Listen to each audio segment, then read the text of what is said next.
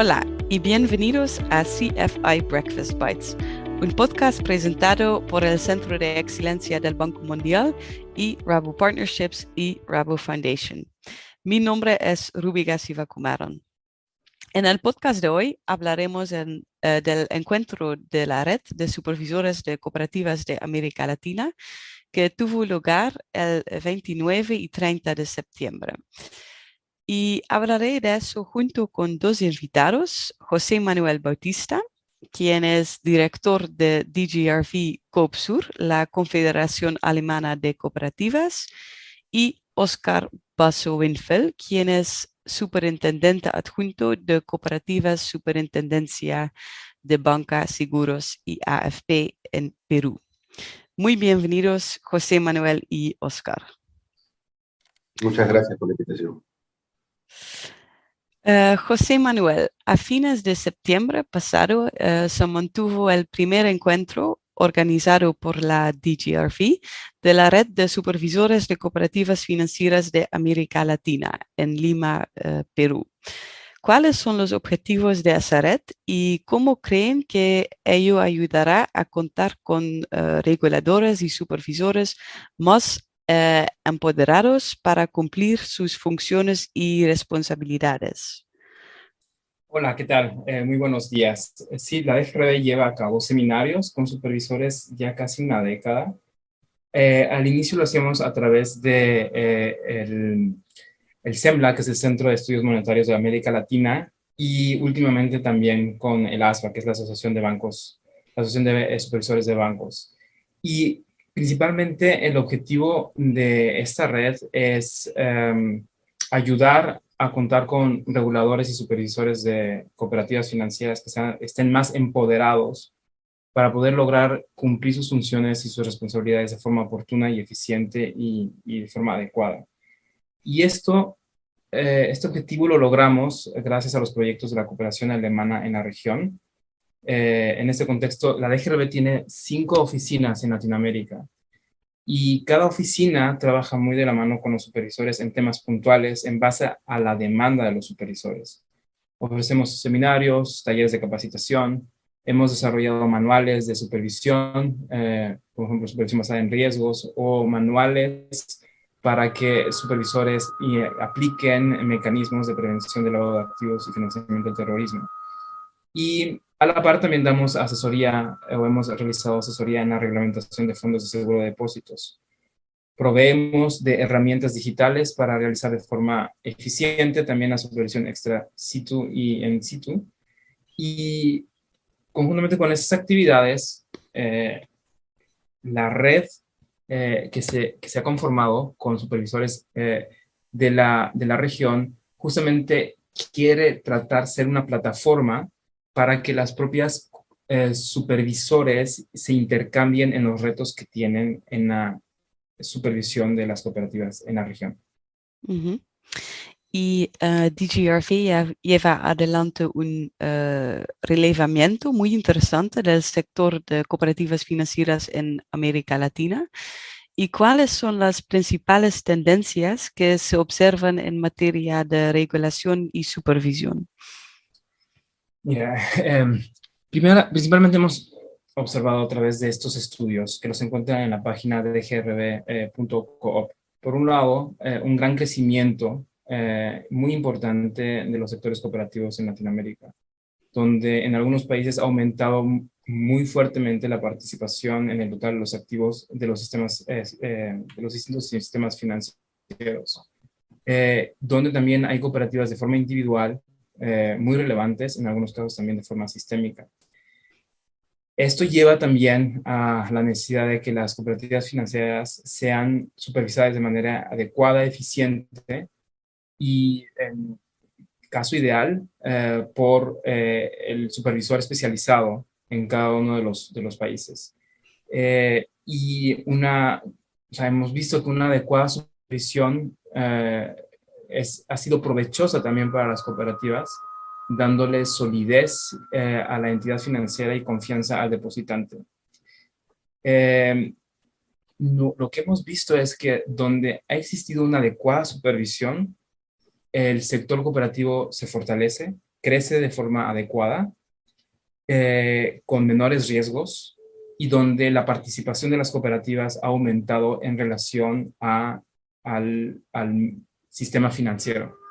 Ujú. Y bueno, una vez que están siendo supervisadas por entes de supervisión especializados, también ha ido aumentando el catálogo de operaciones que se les permite a las propias cooperativas realizar.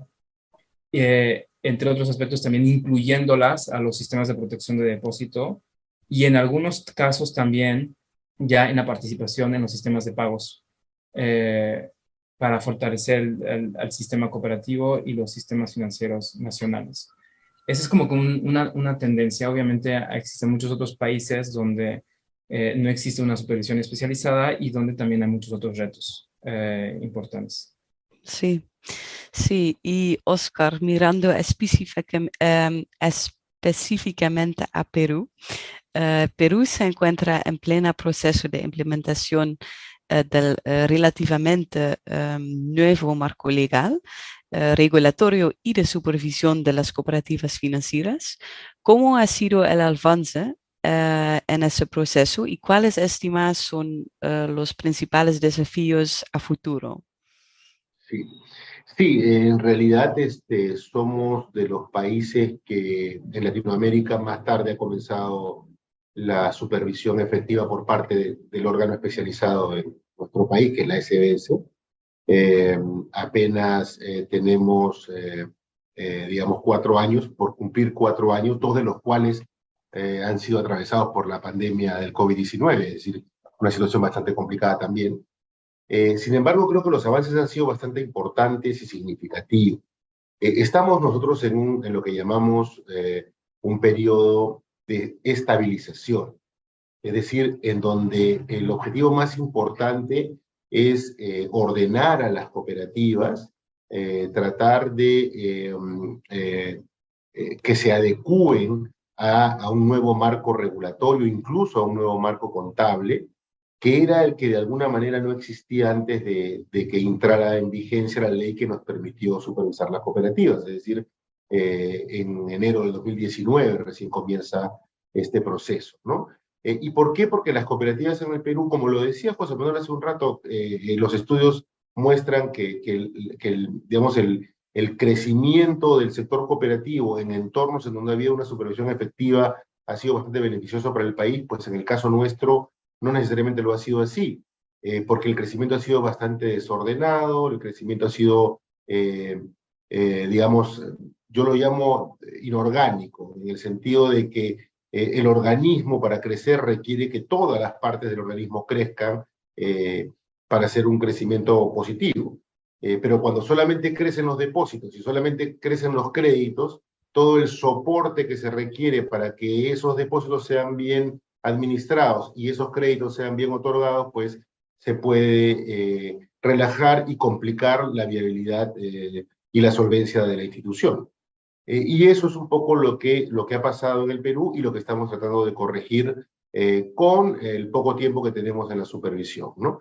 Decía que es un proceso de estabilización porque es un proceso que, digamos, tiene como objetivo fundamental determinar cuáles son las entidades que tienen viabilidad financiera a mediano y largo plazo. Y bajo un contexto en el que la ley en el Perú estableció que luego de que las cooperativas aportaran al Fondo de Seguro de Depósito Cooperativo por 2 años, ya serían sujetas a la cobertura del fondo, ¿no? Este aporte de 2 años está en plena vigencia, acaba en junio del 2024, y nosotros deberíamos estar en condiciones de tener ya un sistema bastante estabilizado para ese momento, ¿no? Momento en el que buscamos entrar ya más bien a una etapa de consolidación, en donde esas entidades que consideramos son viables a mediano y largo plazo, pues puedan todavía generar un mayor valor agregado para sus socios, ¿no? Consolidándose de alguna manera en instituciones que puedan ser mucho más solventes y mucho más fuertes y mucho más estables, ¿no? Y entonces ese es el proceso que visualizamos que va a pasar en los próximos tiempos, ¿no? Sí, sí, y el marco legal peruano peruano contempla la posibilidad de utilizar las federaciones de cooperativas de ahorro y crédito o COPAC para llevar adelante algunos aspectos de la supervisión de la COPAC. ¿Nos podría comentar, por favor, en qué consiste ello y cómo ha sido la experiencia peruana? Sí. A ver, es un aspecto algo sui generis, no es como los que conocemos en casos, digamos, de los más desarrollados, como pueden ser los de la DGRB en Alemania o de Yardán en Canadá, incluso en Brasil. En el caso peruano, la ley estableció que, dado este proceso de transición, dado que la federación, porque existe solo una federación de cooperativas de ahorro y crédito en el Perú, era la que tenía la supervisión antes de que entrara en vigencia la ley que se la otorga a la SBS, podía la SBS contar con la colaboración de algún gremio especializado. En este caso solamente tenemos uno, ¿no? Pero establece además unas reglas comerciales, contractuales, es decir, el apoyo que se va a recibir de este colaborador sería un apoyo remunerado que estaría en función del trabajo que realice, ¿no? Y eso le da esa característica de alguna manera sui generis. Nosotros lo estamos utilizando, tenemos un convenio ya que va para el 4.º año, es decir, comenzó cuando comenzamos a supervisar nosotros, pero es una labor auxiliar, es decir, no le encargamos un determinado número de cooperativas, o sean pequeñas o no, simplemente colaboran con nuestros equipos para efectos de algunas, digamos, labores de supervisión, que pueden ser visitas de inspección, que pueden ser incluso los trabajos, si es que alguna cooperativa ha sido intervenida y se necesita trabajo de campo, pero siempre liderando el equipo que esté a cargo, la SBS, ¿no? En ese sentido y bajo esos aspectos, el tema ha funcionado bien porque nos da herramientas adicionales, manos adicionales, para poder realizar nuestra labor, que es bastante fuerte debido a que el número de cooperativas es bastante también grande en nuestro país. Estamos hablando de que comenzamos la supervisión con más de 440 cooperativas. Hoy día estamos hablando de 380 ya, después de todos los procesos de estabilización que se han venido siguiendo.